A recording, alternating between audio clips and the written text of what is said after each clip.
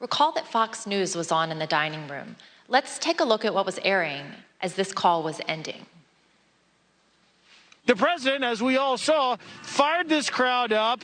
They've all, tens of thousands, maybe 100,000 or more, have gone down to the Capitol or elsewhere in the city, and they're very upset. Now, I jumped down as soon as we heard the news that Brett gave you about Mike Pence. I started talking to these people. I said, what do you think? One woman, an Air Force veteran from Missouri, said she was, quote, disgusted to hear that news and that it was his duty to do something. And I told her, I said, there's nothing in the Constitution unilaterally that Vice President Pence could do. She said, that doesn't matter. He should have fought for Trump.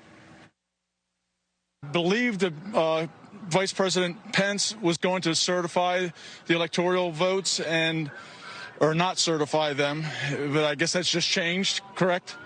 And it's a very big disappointment. I think there's several 100,000 people here that are very disappointed.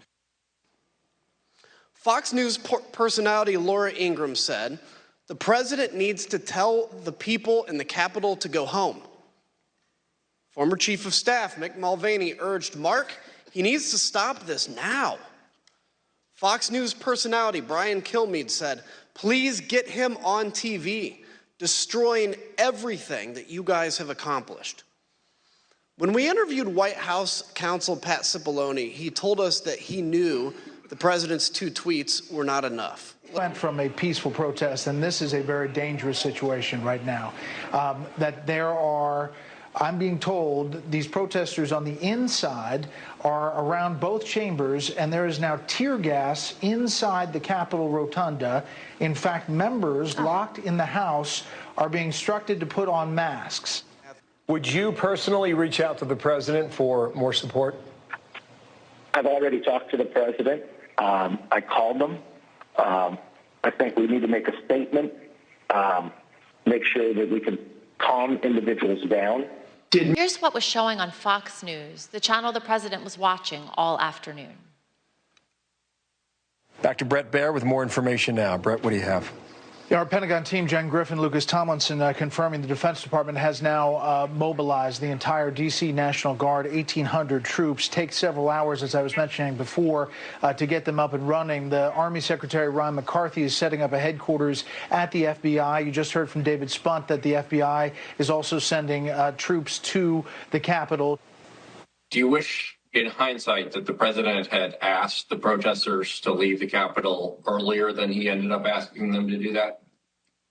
Of course. I would love if the go-home message would have happened earlier in the day. The staff who remained at the White House on the morning of January 7th knew the president needed to address the nation again, and they had a speech prepared for him that morning, but he refused for hours to give it. As you heard Cassidy Hutchins testify previously, President Trump finally agreed to record an address to the nation later that evening, the evening of January 7th, because of concerns he might be removed from power under the 25th Amendment or by impeachment. We know these threats were real.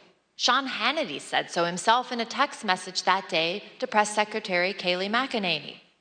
He wrote, "No more stolen election talk. Yes, impeachment and 25th Amendment are real." We obtained the never-before-seen raw footage of the president recording his address to the nation that day on January 7th.